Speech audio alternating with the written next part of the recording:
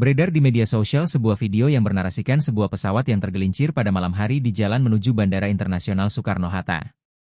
Menanggapi hal ini, pihak Bandara Internasional Soekarno-Hatta menyampaikan bahwa informasi pesawat tergelincir tersebut tidak benar. Pernyataan tersebut disampaikan Asisten Deputi Communication and Legal Bandara Internasional Soekarno-Hatta Trisna Wijaya dalam siaran resmi yang kompas.com.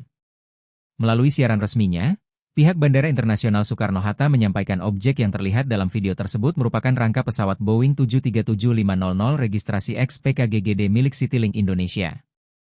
Rangka pesawat tersebut, katanya, sedang menjalani proses pemindahan, dismantle dan reposisi, jadi bukan pesawat yang mengalami insiden tergelincir.